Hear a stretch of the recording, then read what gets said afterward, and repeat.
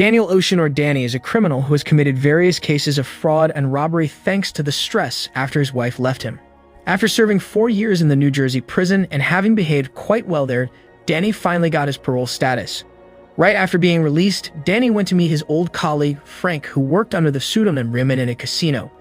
Danny asked about his friend Rusty, who at that moment worked as a gambling mentor in Hollywood, California. After finding his whereabouts, Danny immediately met him, which meant he had violated his parole regulations, namely not being allowed to leave the state of New Jersey. He then played poker with Rusty, and after that, they went to a bar. Instead of living a normal life like the rest of society, a day after he was released, Danny had already prepared a grand theft plan by breaking into a large vault connected to 3 casinos in Las Vegas, Bellagio, the Mirage, and MGM Grand, all of which were owned by a millionaire named Terry Benedict. Danny already had all the building plans and was deadly serious with his planning. Hearing about Danny's crazy plan, Rusty was sure that the mission would clearly be difficult to carry out and would require some crew. Therefore, they both needed a rich sponsor to fund the mission, and the only name that came to their mind was Ruben, former casino owner and rival of Terry Benedict. Danny and Rusty immediately met Ruben at his residence in Las Vegas. While having lunch, Ruben said that he knew well the security system of the casino, which was very difficult to penetrate. In fact, it was so safe that not a single casino robbery in Las Vegas had ever been successful.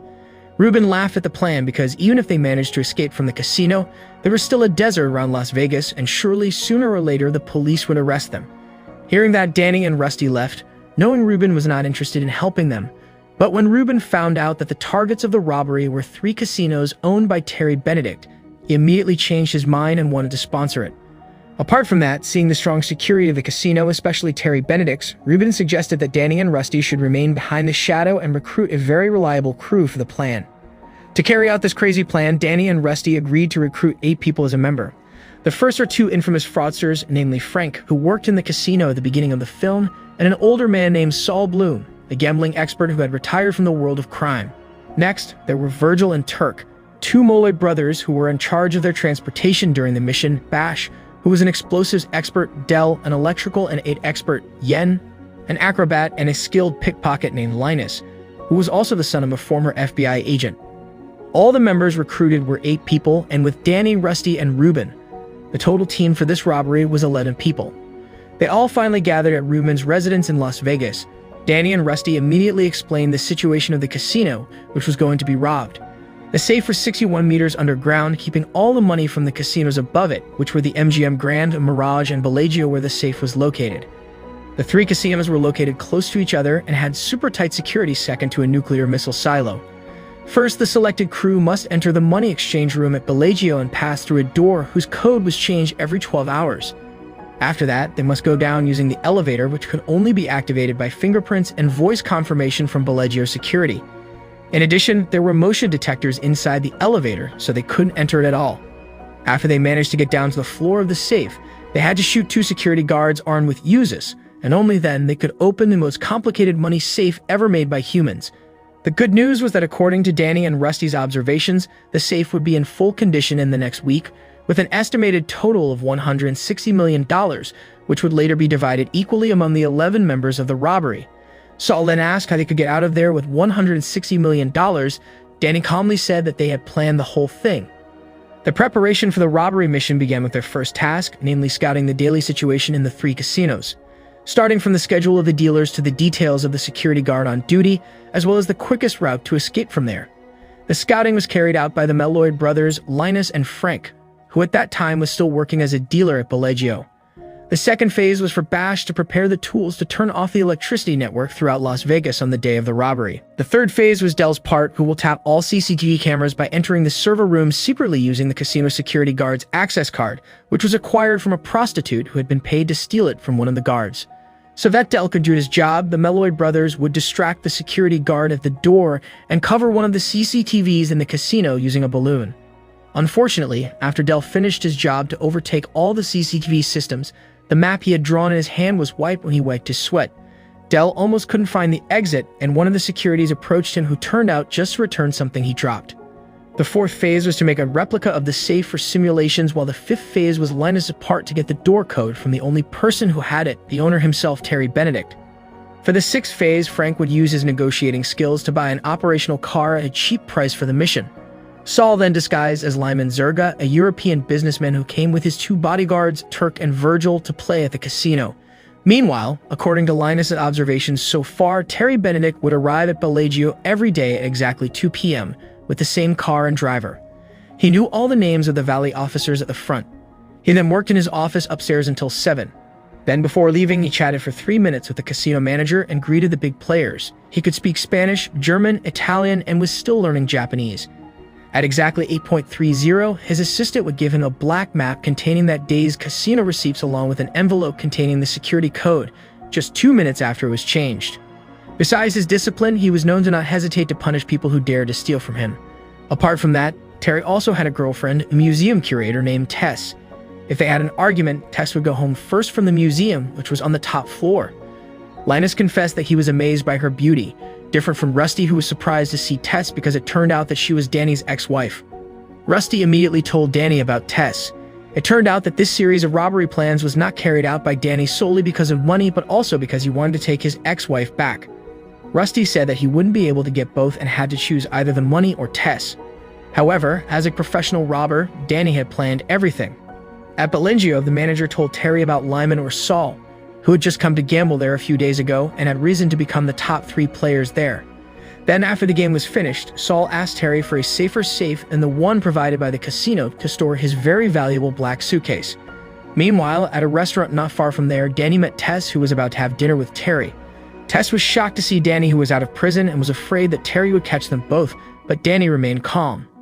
He praised his wife's performance as a museum curator and told her that he wanted to reconcile, but Tess said that she had completed their divorce papers, sold her wedding ring, and would prefer Terry, not because he was more humorous or richer, but because he never made her cry.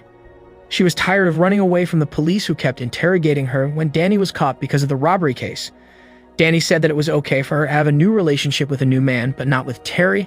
Not long after, Terry came and Danny remained calm. He said that he accidentally met Tess there. However, Terry already knew about Danny, who went to prison for robbery, so he was suspicious of him. At the headquarters, Danny and his friends were seeing Yen in action inside their maid's safe. With his acrobatic skills, Yen could jump easily without touching the floor full of sensors. Not long after, Bash came and explained that the Las Vegas electricity system was already upgraded to be more sophisticated by the government, so they had to find another way to turn off the electricity in Las Vegas, namely by using a device called Pinch. They had to steal the item, which was only available at the California Institute of Advanced Science. Danny, Rusty, and Bash broke into the place while Lines, who was previously in the car with Turk and Virgil, secretly went inside without being ordered, and unfortunately, right when Danny and the others had taken the item, Linus was being chased by 2 security guards. Everyone immediately helped him, and luckily, Linus managed to escape, but Yen's hand was caught by the car door during the escape. The next day, on the day of the robbery, it coincided with a boxing event attended by the country officials that was held in the MGM Grand. All the team members had gathered in the hotel room in Bellagio, which was rented in the name of Lyman Zerga. Dell informed them of a big problem. Danny Ocean was already considered dangerous in the casino, and his actions would be paid more attention by the guards, all because Danny was caught meeting Tess. Without hesitation, Rusty immediately took Danny out of the team because his face was already known and would endanger all the members who took part in the mission. In the end, Danny's position, who was going to detonate the bomb at the safe door, would later be taken by Linus.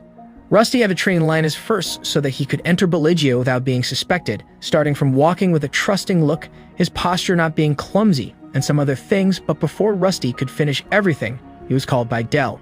According to the agreement, Terry would provide Saul with the safest safe deposit facilities and none other than the money safe Danny targeted. Turk and Virgil, who acted as Saul's bodyguards, came to the casino and gave him a black suitcase that would be put in the safe. But on the way into the checking room, Terry saw Danny playing a poker machine, and he immediately ordered 2 of his men to keep an eye on him. Terry checked Saul's suitcase first, which turned out to contain 4 large diamonds, and found nothing suspicious at all. After that, according to casino regulations, Terry's employees would take the suitcase to the safe, but Saul was not allowed to come along and could only observe the process of delivering the suitcase via CCTV. On the other hand, after delivering the suitcase, Turk and Virgil went to their headquarters to put Yen into a duplicate safe trolley, which was very similar to the original safe trolley that was usually used to carry money. After Terry took Saul to the CCTV room and returned to the casino, it was Linus's turn to disguise himself as a policeman and come to Terry. Linus would pretend to arrest Frank, who worked as a dealer there on charges of having a very bad criminal history, and during the interrogation, Linus would use his pickpocketing skill to take the envelope in his pocket. Frank was finally taken out by the casino manager after the interrogation, while Linus said that he had to take his pager that was left in the room. Fortunately, Terry didn't suspect anything at all and let him go.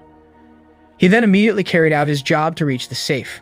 Meanwhile, at the same time, while Terry and the casino manager were not on the casino floor, Turk and Virgil disguised themselves as the casino staff while bringing the money trolley. They made a scene so that other staff had to intervene and did their job to take the money trolley they took to the safe instead.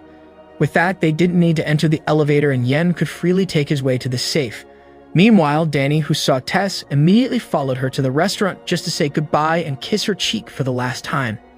After that goodbye, Danny was taken by two men to a room without a camera and was about to be beaten by another thug who turned out to be a friend of Danny, who had been paid to help him climb into the ventilation. On the other hand, Saul, who was still looking at the CCTV, suddenly fainted. The security guard immediately called the ambulance.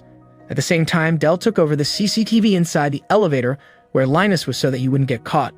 Not long after that, the doctor, who turned out to be Rusty in disguise, came along with two ambulance officers, who were none other than Turk and Virgil. After pretending to examine Saul, Rusty stated that Lyman Zerga, or Saul, had died even though he had only fainted from the special chewing gum that they had prepared before. In the end, they were all able to safely get out from there without suspicion. Linus managed to get into the elevator that would lead him to the safe room, but because he didn't have fingerprint access to use the elevator, he had to go down manually through the elevator shaft. Linus was surprised to find Danny at the top of the elevator. Turned out, Rusty's action to kick Danny out of the team was just a trick so that Danny wouldn't meet Terry and to keep Linus focused on the mission. Yen had been in the safe for a long time and still hadn't gotten out of the money trolley, while Linus and Danny were ready to go down the elevator shaft to the safe room. Now it's Bash's turn to use the pinch to cut off the electricity all over Las Vegas to give Linus and Danny 2 minutes to go down the shaft before the sensor switched back on. Meanwhile, at the MGM Grand, the boxing match had started and was watched by many people, including Terry as well as Tess. After Bash cut all electricity for the whole city, Danny and Linus managed to get down just before the power returned, but the situation turned chaotic. Lots of people were stealing in the casino and the lights went out, and there was also a riot in the boxing ring. Before entering the safe, Danny and Linus knocked out 2 security guards using a smoke bomb that made them faint and immediately tied them up. Meanwhile, inside the safe, Yen finally came out of the money trolley. He took 4 diamonds inside Saul's black suitcase, which turned out to be bombs, jumped towards the door without touching the tile that had laser sensors, then stuck the bomb on the door. While on the other side of the door, Danny and Linus were doing the same thing. However, a problem arose when the bandage in Yen's hand was stuck in the safe door. Fortunately, the bomb detonator didn't work the first time, so Yen was able to escape before the bomb was detonated. Danny, Linus, and Yen started filling their bag with the money, while the others continued with the next stage. Rusty called Terry via the phone that had been tucked into Tess's coat when Danny kissed her cheek earlier. Rusty said that Terry's safe had been robbed and the original CCTV video was also shown. Rusty also threatened Terry to order his employees to bring the bags of money bag containing $80 million into a white car in the parking lot, while the remaining $80 million will not be taken. If he refused, then the entire $160 million would be blown up, and Terry had no other choice but to follow Rusty's request, because not only he would lose all his money, but the explosion would definitely claim victims, and the news might damage the image of the casino. Rusty also added that Terry had to forbid anyone from approaching the white car or he would blow everything up because there were cameras watching, but secretly, Terry called the police and even brought in SWAT troops. Thanks to that call from the phone inside Tess's coat, now Terry suspected her as part of the robbers too. Of course, Terry wouldn't just give up his $80 million, so he ordered his subordinates to chase the white car while SWAT troops came down to the safe and were going to raid Yen, Linus, and Danny, who were still there after turning off the electricity first. But after some gunshots were heard, the SWAT team couldn't find any suspects inside the safe. The money in the safe had been blown up and Danny, Yen, and Linus were nowhere to be found. Meanwhile, Terry's subordinates had also surrounded and deflated the tires of the white car. However, it turned out that the car was controlled remotely by Turk and the bags in the car did not contain money but only leaflets. Terry was shocked because the contents of the safe were also the same leaflets that were found inside the white car. Terry then saw the Bellagio writing on the floor of the safe and immediately asked his man to check the CCTV footage if there was the same word on the floor. It turned out that the video on the CCTV was just a recording of the robbery simulation that Danny and the others made in their fake safe because there was no writing on the floor. Turned out, Dell wasn't just going around watching the CCTV in the hotel room, but he also diverted all calls to his computer, starting from calling the doctor at the beginning for Saul to calling the SWAT troops.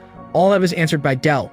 $160 million of the money in the safe was successfully stolen by Rusty and several people who were paid to disguise themselves as SWAT and float in a SWAT car without anyone suspecting anything. Terry, who suspected that Danny was the mastermind behind this robbery, immediately went to the room where Danny was beaten, but Danny had managed to return to the room complete with his suit and pretended he was still being beaten. Meanwhile, in his hotel room, Tess was called by Dell, who was using a voice changer, and told her to watch Channel 88, which showed one of the CCTV in the Bellagio building where Danny was seen offering to help find out the perpetrator of the casino robbery through his acquaintance. He asked one condition, that Terry had to part with Tess if he wanted his help. Terry didn't hesitate to agree because he preferred his money over Tess. But in the end, Terry didn't believe Danny's words and instead reported him to the police. Danny was finally arrested and would be punished for violating his parole rules, namely moving to another state. On the other hand, hearing what Terry said earlier from CCTV, Tess immediately left her hotel room. He met Terry on her way, but immediately chose to leave him to find Danny. The mission to rob the money from 3 casinos was finally successful. Rusty and the others arrived at the headquarters safely using a SWAT car without anyone suspecting them. Meanwhile, when Danny was about to be taken by the police, Tess ran after him and asked how long he would be in prison.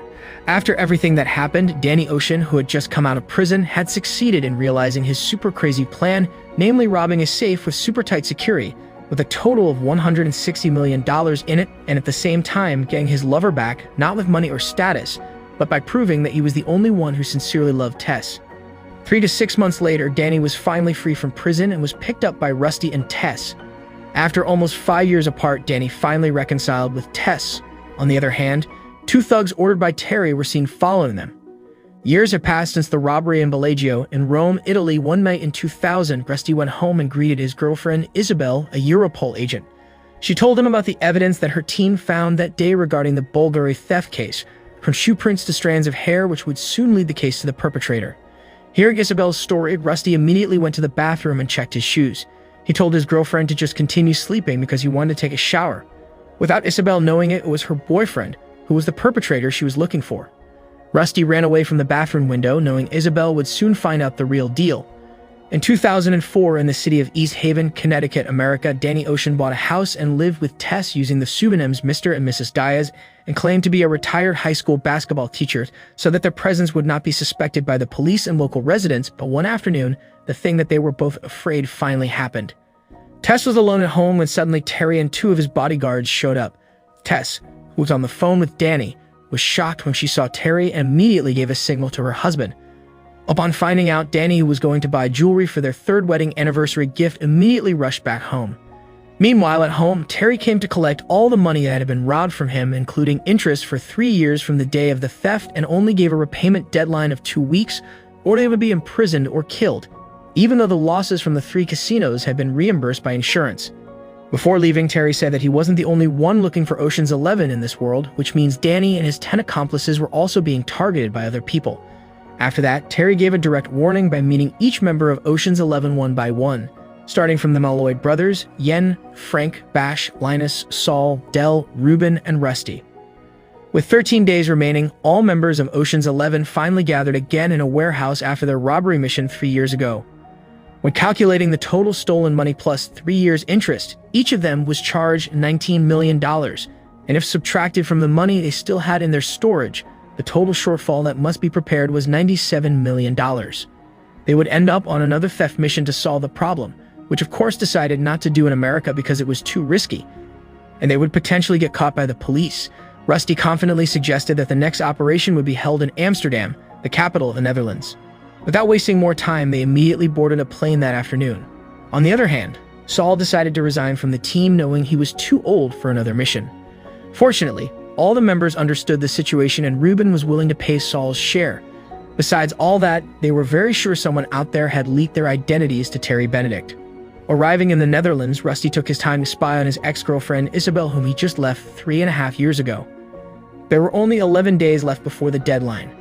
Danny, Rusty, and Linus went to meet a man named Matsui, who gave them a mission to rob the house of a rich man named Vander Wood. The house was full of antiques and had a full security system, including CCTV in every corner of the house. The item they had to steal was the first share certificate in the world, which was released by the VOC company in 1606.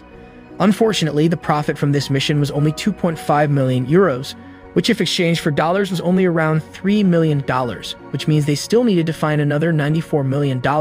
Matsu promised them a bigger mission by next week worth $30 million. For this mission, Matsu had prepared a master code to open the security system connected to the whole house's CCTV system. Vander Wood himself never left his house and only occasionally opened the window on the second floor, which was the system code panel of the house could be seen from. But after examining the house from the roof of the building across the road, Bash and Yen couldn't get the right angle to shoot the panel with their cable gun because the house was too low compared to the roof of the opposite building. After searching for a way out of the problem, Rusty remembered a conversation he had with Isabel about a skilled thief in the 1960s named Schumann, with his method called the Schumann Special, where he changed the height of the house foundation piles just to smooth his robbery mission. He thought it was the only way to get the right angle to shoot the security system code panel through the open window. They were unsure because the method was so complicated, but in the end they decided to do it because the Schumann Special was the only way to break into Vander Wood's house. On the night of the mission day, it was 8 days before the deadline. Yen dived into the water below Vander Wood's house to install some steel wire to the pile, while another member turned the height control lever from somewhere. After the house was raised, Bash could easily shoot his cable gun to reach the code panel and hack the system. The next day, Vander Wood reported the robbery at his house to the police, and Europol sent Isabel to investigate directly to the crime scene. Seeing a strange spot above the code panel, she picked it up, which turned out to be a patch. She was sure that it was something punctured the wall. She then realized that a cable gun that could be fired from the opposite building using the Schumann Special, namely by raising the piles of the house. She then remembered Rusty, the only person she ever told about the method. Isabel also found a drill that was left there without any signs of drill marks on the house, which meant the drill was not used at all. She was sure that there was the involvement of another robber known as the Night Fox 2. Flashbacks to the night of the robbery. After successfully breaking into Vander Wood's house, Danny and the others were surprised to find nothing but a black fox statue and a small speaker inside the safe. From the speaker, a mysterious figure named Night Fox said that they were the second person who succeeded in breaking the safe. Apart from that, Night Fox was also responsible for Danny's arrival in Amsterdam because it turned out that Matsu was just someone he sent. Hearing that, Rusty was sure that Night Fox was the one who gave information about them to Terry. A month ago, while Terry was working at his casino, he was called by Night Fox, who revealed the following details about Ocean's 11 for free. As a professional businessman who was also still hunting for them, Terry said that he would pay whatever for the information. However, Night Fox refused and instead gave 2 conditions that must be met. One was not to kill any of the Ocean's 11 members, and the second was to give them a deadline of 2 weeks to return the stolen money. Terry immediately agreed because even though the insurance had paid all the loss, he still wanted to punish them. Back to the main timeline. According to Isabel's observations, Night Fox opened the safe at 3:30 in the morning just before Ocean's 11 arrived. Matsu was immediately interrogated and Isabel found the location of Ocean's 11. Frank was the first to be arrested. Then Isabel visited Rusty and the rest of the Ocean's 11 members at the hotel they had rented. Rusty was very surprised to see his ex. Isabel immediately discussed last night's robbery along with the Schumann Special they used. She said that Night Fox was smarter than the greatest robber in the world, Lemark, and without saying much, she advised Rusty and his friends to ask for forgiveness from Night Fox since they had been marked by him. Apart from that, instead of being arrested for taking part in robbing Vander Wood, it turned out that Frank was detained because he was caught using a fake credit card to buy the shoes that he used during the robbery. When Isabel left, Danny asked about Isabel to Rusty. Rusty said that Isabel's father was a thief who had died in a Russian prison long ago when she was 9 years old. They all didn't know how to pay their debt to Terry, and on the other hand, Isabel and the other agents would monitor their movements so they couldn't do any more ribbing mission, but Rusty casually asked his friends to remain calm because he would call someone to find out who Night Fox was, but it turned out that his phone has been taken by Isabel, but Rusty still kept it a secret from the other, knowing it would make things worse if they found out. Meanwhile, outside the hotel, 2 Europol agents were watching them from afar and only targeted Rusty, Danny, and Yen because Isabel only saw the 3 in the hotel room. Therefore, Turk, Virgil, Linus, Ruben, Dell, and Bash would just run away, while Danny and Rusty would disguise themselves as the crew of the Arsenal football team who were staying there at that time while carrying Yen inside a suitcase, complete with food and water to survive. Unfortunately, when going to board the Arsenal bus, the large suitcase containing Yen must be put in the trunk. There were 6 days left. Danny and Rusty were separated from Yen. Danny then used his pseudonym to find the suitcase which had been flown away to Madrid. Danny and Rusty were under the supervision of Europol while Frank was still being held in prison. The team was at its lowest point, and somehow, they had to get $97 million to return to Terry Benedict. If they failed, Terry would not only report them to the police, but would also torture them, even killing them all slowly.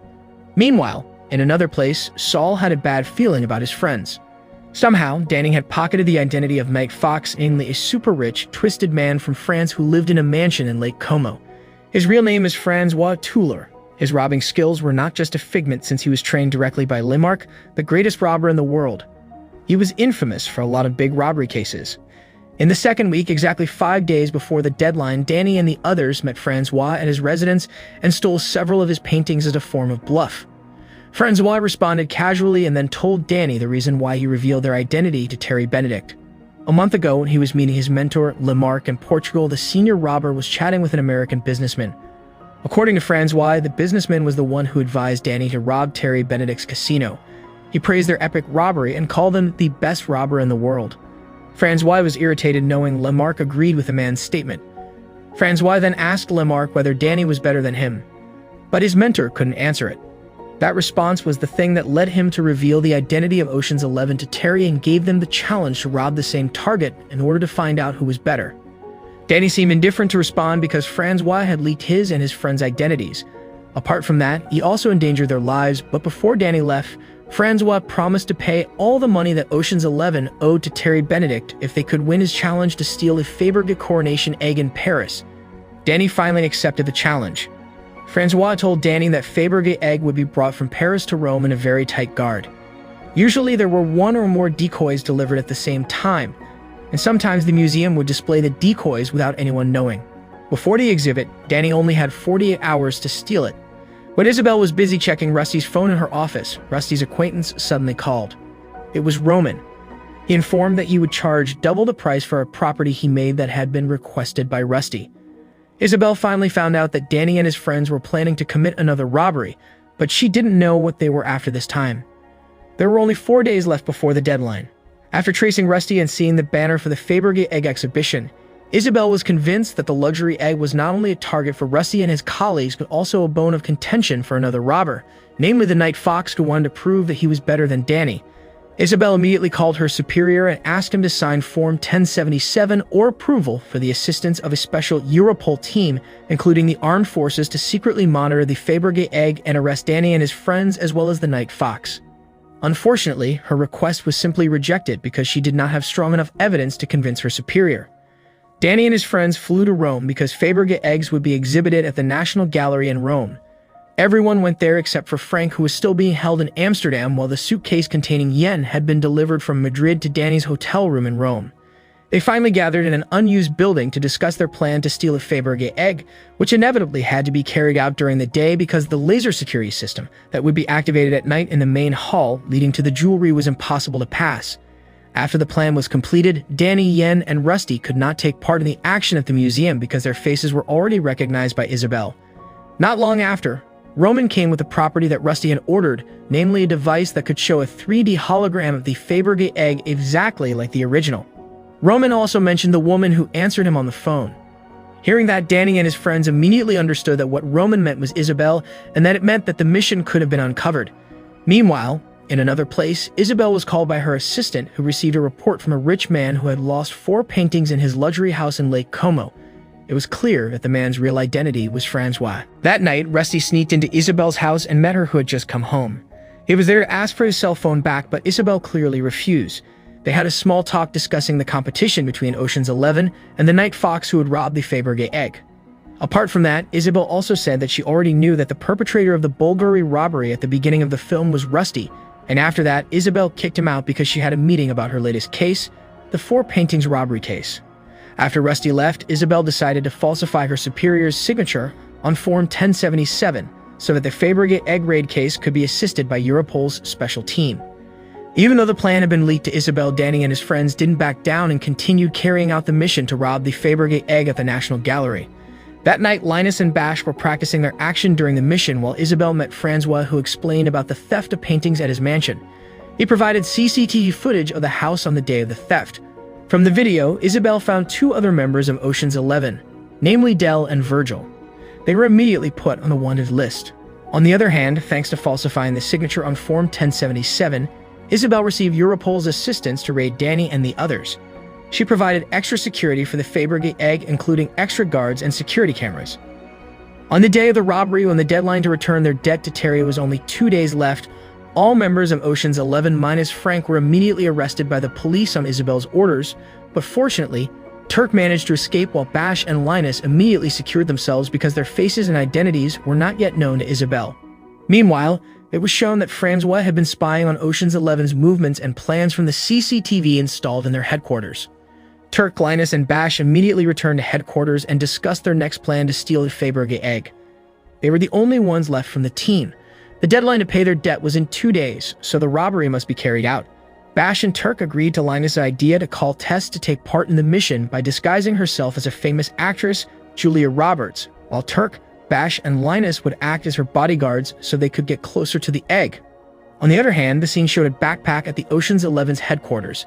When Tess, Linus, Bash, and Turk arrived at the hotel near the National Gallery, just a day before the deadline, the famous actor Bruce Willis saw Tess and met her straight in her room because he thought she was Julia Roberts. They were surprised to see him. Fortunately, Bruce didn't suspect anything, but the situation became a bit chaotic when Bruce called Julia's manager.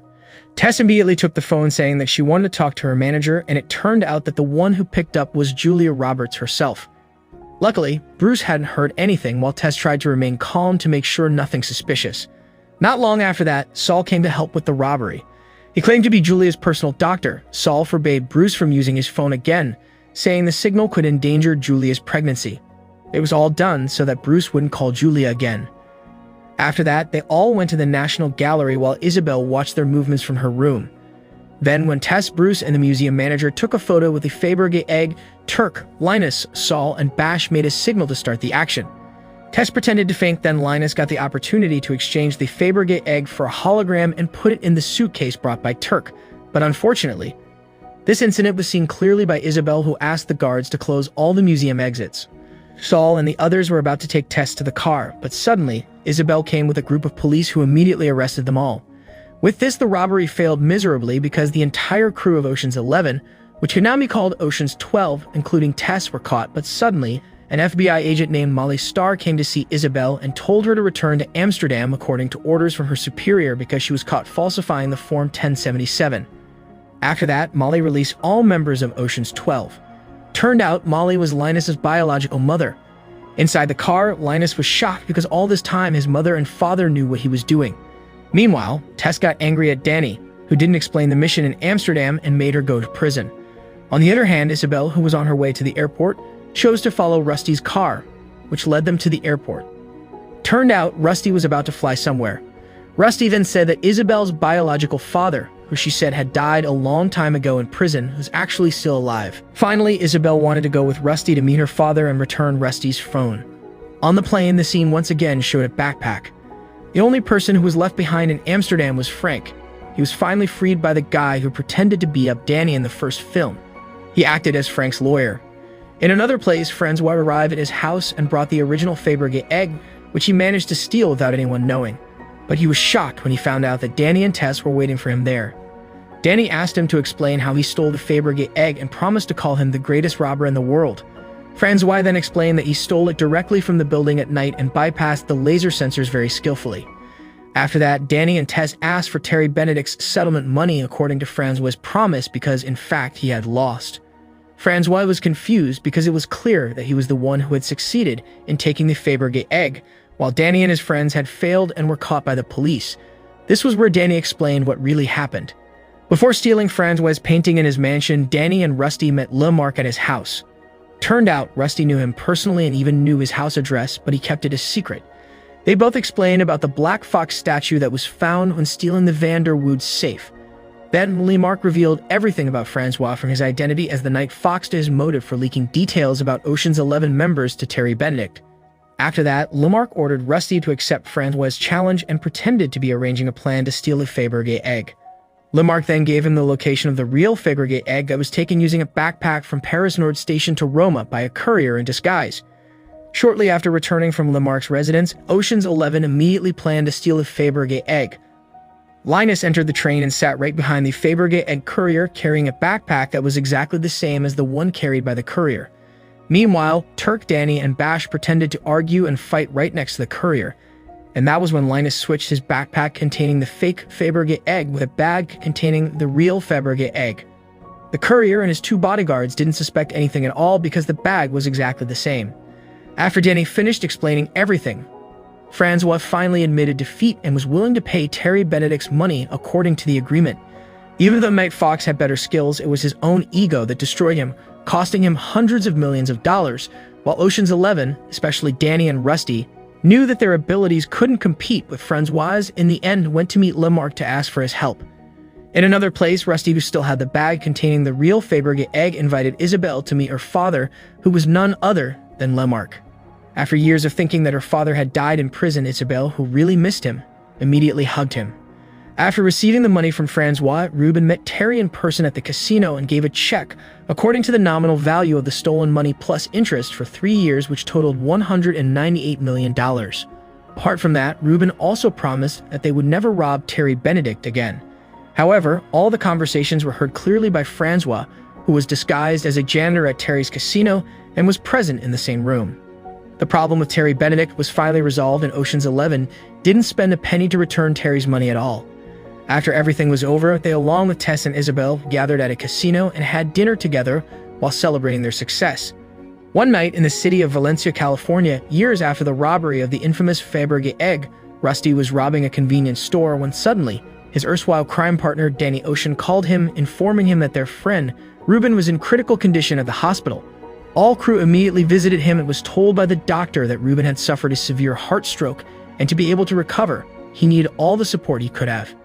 It all started after Ruben was manipulated by his business partner Willie Bank, who took over all of his business and left him with a single 10-grand chip. Upon signing the contract made by Bank while being threatened, he suddenly felt an unbearable pain in his chest and fainted. With the respect he had from all the crew decided to avenge what he had suffered. Danny and Rusty decided to respond subtly by negotiating with Bank to return all of Ruben's property and agree to the initial partnership they had, but Bank arrogantly refused as he mocked Ruben in the process. Upon hearing that, Danny and Rusty decided to leave without saying a word. 6 months later, Danny called Roman to help them as a consultant in their next project, which was to avenge Ruben.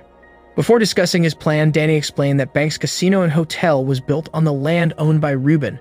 This super luxurious casino was deliberately created by Bank to become a paradise for big-class gamblers from all over the world.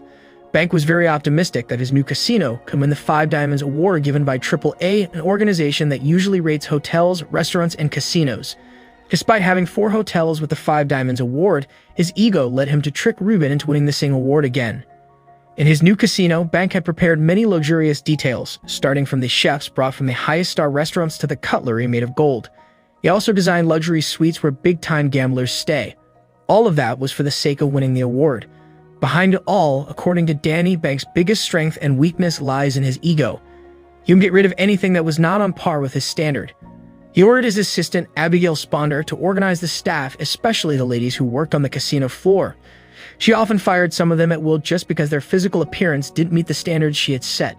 Though the casino had had a soft opening and lots of gamblers had played there, the grand opening night would only be held on July 3rd. Instead of stealing or robbing like in the 2 previous missions, this time Danny and his crew's mission was none other than to completely destroy Willie Bank, not by killing him, but by making his casino lose money until his fortune runs dry in order to repay what he has done to Ruben. There were 2 missions that Danny and his crew would do. The first was to prevent Bank from getting the 5 Diamonds Award for his new casino, and the second was to sabotage the casino so that the AAA would close it. For the first mission, Danny sent Saul the pseudonym Kensington to be a fake reviewer who came along with the real reviewer from AAA, David. He would be given a very bad experience staying at the casino hotel. Fortunately, some of the workers there could be bribed, and the crew could easily make David uncomfortable, starting with Saul, who pretended to drop the 5 Diamonds envelope so that Abigail could see it and provided VIP service right in front of David's eyes. Then Danny and Rusty would sneak into David's room and made it dirty to make him suffer the stay. Then Saul would be given the hotel room next to David and spread unpleasant aroma into David's room through the air vents. The bribed receptionist would tell him that all rooms were empty, so he had no other choice but to stay in his room. And lastly, Turk would disguise himself as the chef and gave him stale foods to add to his suffering. All that would lead to the worst experience in the hotel for David. For the second mission, in order to make Triple a close bank's casino business, they had to prevent the casino from getting the requirement to stay in the business, namely by getting 500 million profits in the first 3 months. Danny and his crew planned to manipulate the slot machines at the casino so that the gamblers could win with huge profits, leading the casino to suffer serious losses and failing to meet the requirements. But even though the security system was not that great, the program that bank used a genius AI in his slot machines called Greco that prevented manipulated winning. The Greco was named after the name of its creator, who happened to be a friend of Roman. Greco was connected to the casino CCTV, which could ward off hacking or cheating by recognizing the details of the gambler, from body temperature and heart rate to the pupils in the gambler's eyes. Greco couldn't be turned off even if the power went out, and anyone who dared to enter Greco's server room or mess around illegally would be trapped there, because Greco would automatically lock the room if it detected danger. Danny then had the idea to temporarily deactivate Greco. Roman said that he had 2 stages to deactivate Greco. The first was that the crew had to send a phone that had been installed with a device called a magnetron that could disrupt Greco to bank as a gift. Meanwhile, the second stage was to create an artificial earthquake by using a drill underground the casino. If all the plans were successful, then Greco would automatically shut down for 3 minutes and 20 seconds after that. Rusty then met Bank in the guise of a geological scientist and warned him about the incoming earthquake that would hit his casino and advised him to close the casino to reduce casualties. Bank and his assistant Abigail didn't take it seriously, but they still accepted the seismograph that Rusty gave to him without realizing that there was a hidden camera planted inside of it to monitor Bank's office, even though they managed to get permission to use the drill with Bash as the operator. Unfortunately, the drill was broken during the trial and they needed to buy a new one worth $36 million to do their plan. Not only that, Francois was seen and seemed to have a plan to disrupt their mission. Bank's casino's grand opening was getting closer, and the crew had to buy the new drill immediately. Knowing they couldn't prepare the money to buy the new one, Linus had an idea to contact Terry Benedict, their target from the first mission years ago, to fund their mission this time. After hearing Danny and his crew's explanation about their situation, Terry decided to help them with several conditions that must be met.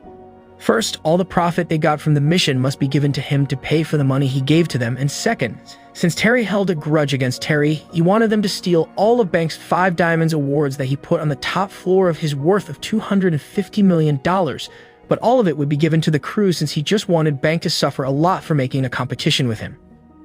After that, they had to find a way to reach the 5 Diamonds storage room. They could easily enter it by blowing up the tiles underneath, which were exactly opposite the elevator shaft, but they had to find the thickness of the tiles before they exploded it. They decided to reach the tiles under the storage room via the air duct from the luxury suite. Yen was sent for this mission along with Linus. Yen disguised himself as a rich businessman named Wang, and Linus was his assistant named Lenny in order for them to get access to check in the luxury suite. However, because their disguise was a bit suspicious, Abigail reported them both to the FBI. Thankfully, the FBI agent who responded to the report was Bobby, Linus's father, who would definitely help make the mission run smoothly. Unfortunately, after sending Yen to check it using a tool they had, they found out that the tiles were too thick for them to explode. Meanwhile, Ruben finally woke up and read all the letters from Danny and the others, encouraging him to fight his illness. On the other hand, after finding out that brute force wouldn't help them reach the storage room, they agreed to send Linus to seduce Abigail to show him the storage room. Meanwhile, in Mexico, Turk and Virgil managed to infiltrate Bank's dice factory and put a special powder into the mixture so that later the dice could be controlled using a special frequency from a lighter, so that later people who used the dice could always win and bring great loot to the casino. Terry then went to Bank's casino and met him in person to threaten him for having a competition with him. After that, Bank and Abigail were seen discussing the grand opening night show and planned to have motorbike acrobatics during the event. Shortly after, the special phone gifted to Bank and Abigail arrived, and they happily accepted it. On the night of the grand opening, all the crew were ready to start the plan. Danny entered the casino as an ordinary gambler who invited big gamblers to play. Frank worked as the dealer in the casino and was preparing the special dice. Ian was there as wine, while Dell casually showed up as a technician who obviously had the job to hack the system later. Meanwhile, David, the original 5 Diamonds reviewer, was not done with his suffering. After all the bad things he experienced, Turk and Virgil pretended to be a hotel employee and kicked him out because he had overstayed his reservation and accused him of disturbing other guests because of the bad smell that spread from his room, even though it was Saul who did that. After that, the two of them hurriedly ran to the system room and installed a bomb that could be detonated from a distance. On the other side, Linus started his action. He used a special pheromone patch on his neck to seduce Abigail, so she would willingly take him to the Five Diamonds Awards storage room. Not long after, the FBI agent Bobby arrived and immediately pretended to arrest Dell on charges of hacking the slot machines at the casino. With Dell arrested, Roman, the substitute technician, could easily do his job to hack the machines, but he still couldn't execute the hacking because the Greco was still running. Not long after that, Rusty came to the casino, bringing Ruben, who was going to play there and had recovered from his heart attack after reading the letters from his friends. Meanwhile, Linus had started his action and asked Abigail to take him to a more private room. That was when he managed to convince Abigail to take him to the Five Diamonds Awards storage room.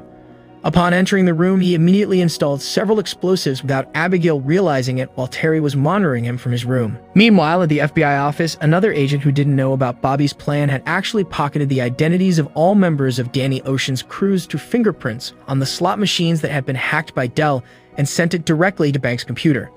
Danny and his crew had predicted this situation, so Virgil and Turk were tasked to manipulate their photos in real time, while Bash stole the costume of a stunt racer who would later perform at the grand opening casino and divert Bank's attention from checking his computer. Rusty started using the slot machine that had been hacked by Dell, and after inserting several coins according to Dell's instructions, Rusty deliberately left one last coin there for the next player to use. Not long afterward, a woman came and inserted the last coin. She immediately won the $30 million jackpot. The people there immediately applauded while Greco, the inventor of the system used in the slot machine, didn't find any irregularities because the woman was really surprised and very happy to get the jackpot, which meant that the win was considered genuine by the system. After that, the special dice and special roulette balls from the factory were distributed by Frank and the casino manager who had been bribed, and of course, the gamblers could easily win the game and make Bank suffer more losses. Meanwhile, Virgil and Turk started running the drill, and an earthquake was felt inside the casino. The first earthquake was not strong enough to shut down Greco, and only a few people felt the vibration. On the other hand, Bank immediately rushed to the Greco control room to check the condition of the system. That was a wrong decision because Bank pocketed the special phone which had been fitted with a magnetron by Roman, and surely not long after that, Greco started to experience errors until finally deactivated. Greco was deactivated within 3 minutes and 20 seconds, and that was enough to maximize the profits of all the gamblers in the casino, because the dice and special roulette balls had been spread across the gambling tables and the slot machines had been hacked by Roman and Dell. Apart from that, Bank was also trapped in Greco's server room until it was activated again. Thanks to the magnetron inside Bank's phone, the system's security would automatically lock the door, which meant that Bank couldn't stop everyone from milking more money from his casino. After the system was reactivated, Bank immediately came out of the room while Turk and Virgil made an even more powerful earthquake using the drill under the casino. Until finally, everyone panicked and rushed out to save themselves while carrying all the chips. When people panicked, Abigail, who was still alone with Linus in the Five Diamonds room, forced Linus to have sex with her. But not long after, Bobby came with some FBI agents and pretended to arrest Linus. Bobby said that Linus often seduced women to milk their wealth, and this time, he was planning to replace the real 5 diamonds with fake ones under his suit. Linus and Bobby immediately took the elevator to the helipad at the top of the building. All the previous events were still being monitored secretly by Terry in his room, including Linus, who reported to Danny that he had exchanged the 5 diamonds awards inside his suit with the real one.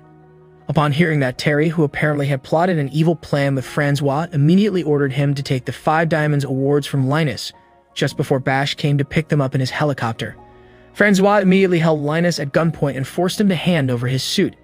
After getting the awards, Francois immediately jumped from the building and escaped with his parachute, but strangely Bash and Bobby didn't seem to be bothered, and did Linus, who immediately attached several hooks from the helicopter to the helipad tiles. Meanwhile, below, even though he had lost a lot, Bank, who was visited by Danny, said that he was sure the casino will still get the 5 diamonds award. Then suddenly, Saul showed up and said that he was just a fake reviewer. Before leaving, Danny said that $500 million had just disappeared from the casino, not only from the gamblers who took a lot of money from winning, but the real 5 diamonds awards were also taken by them. The helicopter above him was seen bringing the storage where the awards were kept. By helicopter, Bank could only stare at his most valuable treasure being snatched away. On the other hand, Francois, who had landed, saw the helicopter and realized that he had been tricked. After the mission, it turned out that Danny and the others had bought a 4.6-acre real estate property for Ruben. Ruben thanked his friends for their care and attention, all of whom gave letters to encourage him to organize a super complicated plan to avenge him, and also for buying him real estate land. The crew's biggest mission was successful without any problem. Not only did it make bank lose trillions, but Danny and his friends also got big profits from the sale of the 5 Diamonds awards amounting to $250 million. After that, Danny met Terry in his office and said that he had detected his evil plan by sending Francois to steal the 5 Diamonds awards. Therefore, Danny had prepared a plan by letting Francois take the fake awards to divert his attention while his crew took the real ones. Terry finally admitted his evil plan, and instead of returning Terry's money that was previously borrowed as punishment for Terry's betrayal, Danny gave all of the money to an orphanage foundation in Terry's name. Hearing that, Terry couldn't protest. Apart from the fact that his evil plan with Francois had already been exposed by Danny, his name could be tarnished in the public if he took the money back from the foundation, especially after he was invited to the Oprah Winfrey Show. The event was watched by Danny, Rusty, and Linus at the airport, while the other members had separated and were living their respective lives. Linus then said his goodbye because his father gave him another mission, as well as Danny, who was going to go home and meet his wife, while Rusty was also going home to meet Isabel. Before leaving, he played a slot machine at the airport that had been hacked and accidentally dropped his last coin. That was when David, the AAA hotel reviewer, was given the coin to try the slot machine and won a jackpot of $11 million.